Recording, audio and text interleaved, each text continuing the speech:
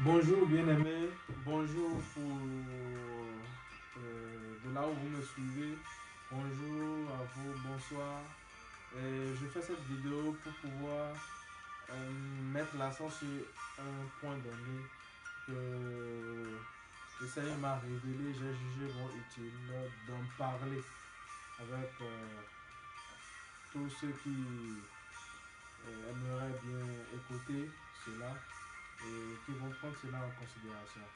Je prie le Seigneur afin qu'il vous révèle la véracité de ce que je vais partager avec vous aujourd'hui. C'est à propos de quoi? C'est à propos de ce que Jésus-Christ a dit dans Marc 9, verset 36, quand il dit que ça ne sert absolument à rien à un homme de vouloir sauver le monde entier s'il perd son âme. Il y a une différence entre perdre son âme et perdre sa vie pour Christ. Nous n'avons plus le droit, ou bien nous n'avons plus, nous ne devons plus, je vais dire, perdre notre âme une fois que nous sommes venus à Jésus. Parce qu'avec Jésus, nous avons déjà gagné notre âme.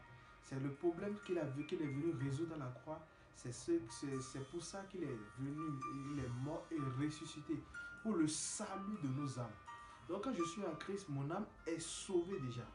Maintenant, il y a une nuance. Je peux vouloir, au nom du principe de l'évangélisation, du principe de gagner les autres, mes amis, mes frères, ma famille à Christ, aller perdre aussi mon âme pour pouvoir sauver le monde entier. Sauver le monde entier, c'est sauver mes amis, sauver ceux qui me sont proches, sauver ceux qui ne connaissent pas encore, qui ne connaissent pas encore Christ, les amener à Christ pour que eux-mêmes ils soient sauvés. Je ne dois pas accomplir cela en perdant moi-même mon âme. Quand Jésus-Christ dit dans Marc 8, verset 36, que ça ne sert absolument à rien à un homme de vouloir sauver le monde entier si perd son âme, ça veut dire quoi? C'est quand je vais vouloir sauver le monde entier en perdant moi-même le salut que j'ai déjà. Quand je le fais, je suis en train de vouloir sauver le monde entier en perdant mon âme. Quand, par exemple, je donne, pour être beaucoup plus concret, je donne un exemple d'une situation qu'on a eu à débattre dans un groupe WhatsApp où un frère a donné cet exemple. Il a dit qu'une soeur qui avait un copain et tout, elle parlait, la soeur en question parlait de Christ à ce copain-là. Et ce copain-là lui a dit que pour pour qu'il donne sa vie à Jésus, il faut qu'il couche avec elle. Le jour où ils vont coucher ensemble, alors là, lui promet à la soeur de donner sa vie à Christ. Et la soeur l'a fait pour pouvoir sauver son âme. C'est ce qui est dangereux. Dans ce cas, avec cet exemple-là, cette sœur a voulu sauver le monde entier en perdant son âme. Ce qui est dangereux, ce que Jésus-Christ déplore. Dieu ne tolère, Dieu ne permet en aucun cas, pour quelque motif que ce soit, que nous perdons notre âme au profit des autres. Ça, cet évangile-là est démoniaque, est satanique. C'est le diable parce qu'il sait que il préfère gagner l'un, c'est-à-dire il préfère détruire l'un. Si au lieu que les deux lui échappent, il préfère que l'un puisse lui revenir et l'autre puisse être gagné pour Christ. Alors que ce que Jésus-Christ veut, c'est que tous les hommes, les deux, le copain et sa copine, les deux puissent être gagnés pour Christ. Et Jésus-Christ a les moyens de son évangélisation. Il a les moyens pour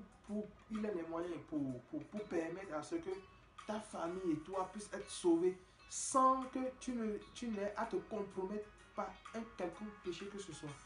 Si tes amis te disent que viens, on va s'amuser, viens, on va faire des trucs qui n'honorent pas Dieu, parce que et toi-même tu te permets de le faire parce que tu veux les gagner pour Christ, là tu as de perdre ton âme pour pouvoir sauver tes amis. Ce qui est dangereux.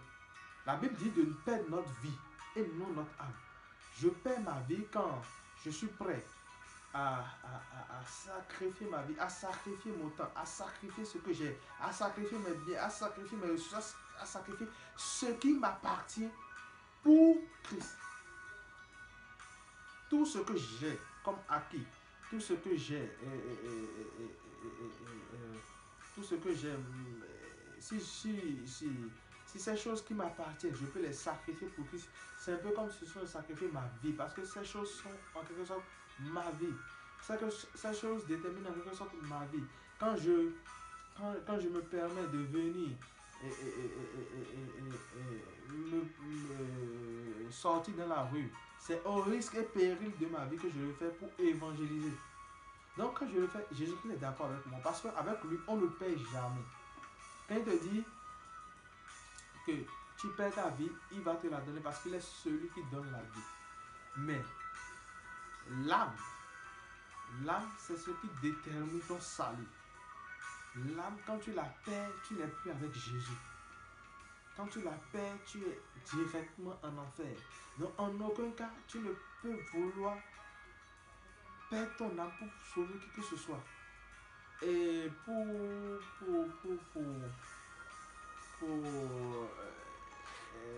argumenter, pour argumenter leur dit, certaines personnes donnent l'exemple de Paul dans, je crois, dans 1 Corinthiens 9. Là, vous lisez 1 Corinthiens 9, verset 19 à 20, où Paul disait qu'il se fait faible pour gagner les faibles, il se fait, c'est-à-dire il se met en état de, je vais vous lire, il dit, car bien que je sois libre à l'égard de tous, je me suis rendu le serviteur de tous, afin de gagner le plus grand nombre. Le plus grand nombre. Avec les Juifs, j'ai été comme Juif, afin de gagner les Juifs. Avec ceux qui sont sous la loi, j'ai été comme sous la loi, quoique je ne sois pas moi-même sous la loi, afin de gagner ceux qui sont sous la loi. Vous voyez? Donc Paul a dit que, c'est-à-dire, il dit au verset 22, j'ai été faible avec les faibles, afin de gagner les faibles. Je me suis fait à tous afin d'en sauver de toute manière quelques-uns. Vous voyez, donc, à cause de l'évangile, de Christ, Paul, à un certain moment donné, il a été capable de se rabaisser, il a été capable de se mettre dans certaines situations pour pouvoir gagner ceux qui sont dans cette situation-là. Mais il y a une chose qu'il précise, et s'il n'avait pas précisé cela allait prêter à confusion et cela allait confirmer ceux qui sont prêts à tout pour sauver les gens. Ceux qui sont prêts à pécher pour sauver les gens. C'est au verset 21. Il met cette précision et il dit, comme sans loi, il fait cette parenthèse, il dit, quoique je ne sois point sans la loi de Dieu, étant sous la loi de Christ. Ça, c'est la version Louis II qui le dit. Dans d'autres versions, il a dit, il précise qu'il ne s'est pas détaché de la loi de Dieu. C'est-à-dire, quand il était avec les faibles, pour gagner les faibles, il était avec les faibles tout en étant obéissant à la loi de Christ. Quand il était avec les Juifs, pour gagner les Juifs, il était dans sa conduite avec les Juifs, il obéissait à Christ, à la vie que Christ a dit de mener. Sa vie était toutefois conforme à la vie de la parole de Dieu, de la Bible. Ça veut dire quoi? Ça veut dire, Paul est en train de nous dire que ce n'est pas la peine de fuir les païens, ce n'est pas la peine de fuir nos amis, les membres de nos familles qui ne connaissent pas encore Christ, mais nous devons rester avec eux pour les gagner. Rester avec eux, c'est quoi? Parce que les mauvaises compagnies corrompent les bonnes mœurs. Rester avec eux, ce n'est pas rester dans tout ce qu'ils font, justement. Parce que ces personnes-là ne font pas que de mauvaises choses, ils font également de bonnes choses. Et je suis avec eux dans leurs bonnes choses, dans leurs bonnes actions, pour pouvoir les gagner dans leurs mauvaises actions. Moi-même qui vous parle, j'ai des amis qui ne connaissent pas Christ. J'ai des amis musulmans, j'ai des amis athées, j'ai des amis de tous bords qui ne connaissent pas Christ. Mais je ne les fuis pas. Je suis tout au moins avec eux afin de les gagner pour Christ. Et je suis tout au moins avec eux quand ils sont dans les bonnes actions. Par exemple, pour ceux avec qui j'étudie, je suis dans la même classe, nous étudions ensemble.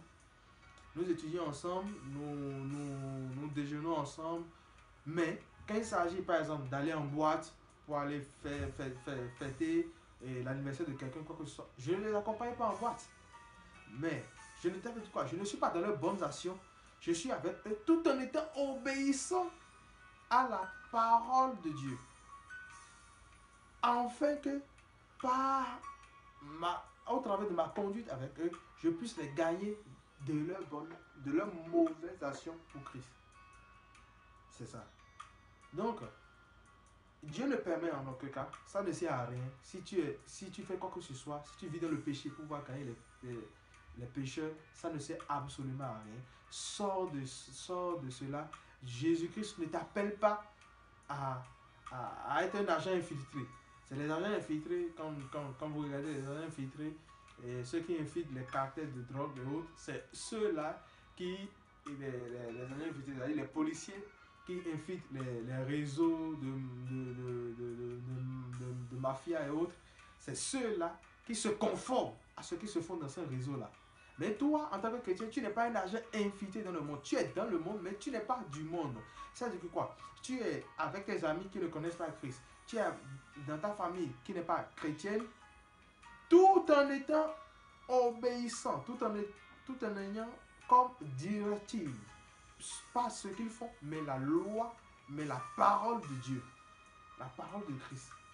Tu ne les accompagnes pas quand ils font des choses qui ne sont pas contraires à la parole, mais tu es avec eux quand tu vois que leur conduite est conforme à la parole de Dieu. Leur conduite ne te compromet pas dans ta foi pour Christ, dans ta foi en Christ. C'est en cela. Parce que la même Bible nous dit que d'adopter une bonne conduite au milieu des païens, de telle sorte qu'ils puissent glorifier notre Dieu, ils puissent glorifier Jésus-Christ le jour où il les visitera. Ça veut dire quoi? Quand tu es avec ton copain ou bien ta copine qui ne connaît pas Christ, où il demande à chaque fois que vous couchez ensemble, ou bien tu es avec tes amis qui veulent aller en boîte à chaque fois, tu lui dis non, toi tu ne fais pas ces choses, toi tu n'es plus de ce bord. Quand tu émets ces réserves, ces mêmes amis, le jour où ils recevront la visitation de Christ, le jour où ils vont donner leur vie à Christ, ils vont glorifier ton Dieu parce qu'ils verront que tu avais une bonne conduite. Ils verront que tu avais effectivement compris quelque chose qu'ils n'avaient pas compris et ils vont glorifier Dieu pour ta vie.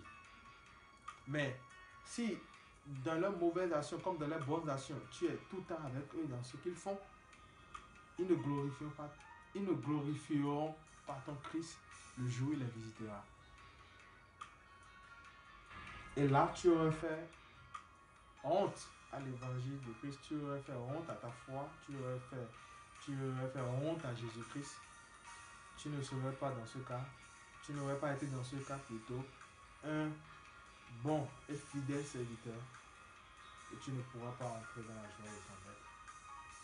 Et ce n'est pas ce que la parole nous demande. Donc, vraiment, tâchons.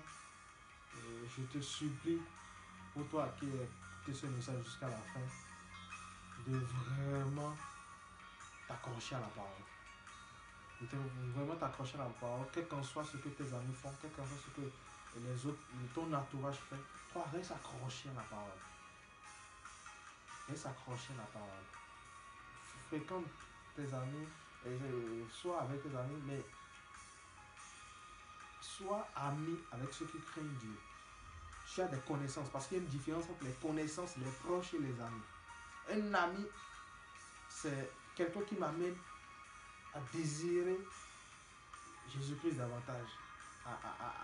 Quelqu'un qui m'amène à grandir dans ma foi en Christ. C'est ça un véritable ami. La parole de Dieu dit l'amitié de Dieu est pour ceux qui le craignent. Tu vois? Et dans Psaume 119, David également dit qu'il est l'ami de ceux qui craignent Dieu. L'homme selon le cœur de Dieu dit qu'il est l'ami de ceux qui craignent Dieu. Donc si tu ne crées pas Dieu, tu ne peux pas être mon ami. Mais tu peux être ma connaissance, tu peux être mon proche, mais tu ne peux pas être mon ami. Parce que un ami, c'est avec celui que j'échange, je partage des choses qui me sont chères, qui me tiennent à cœur, et de qui j'apprends, et qui apprend aussi de moi. C'est cela un véritable ami. Et un ami aussi est un frère. Jésus-Christ est mon ami, donc je ne peux pas me permettre d'avoir des amis qui n'ont pas aussi pour ami Jésus-Christ. L'ami de mon ami est mon ami. Au nom de ce principe, je vous exhorte, frères, à ne pas perdre votre âme pour sauver qui que ce soit, mais à perdre votre vie plutôt pour sauver les frères. Car de la même manière, dans Jean 3, verset 16, la parole de Dieu dit que Jésus-Christ a donné sa vie pour nous. Dans 1 Jean 3, verset 16, il nous demande de donner notre vie pour les autres. Et donner notre vie ne nous fait pas perdre le salut, ne nous fait pas perdre notre âme. Au contraire, ça nous fait gagner beaucoup plus en Christ. Parce qu'il y a plus de bonheur à donner qu'à recevoir. Merci, je vous remercie de m'avoir suivi et restez connectés pour plus de vidéos d'édification. Merci.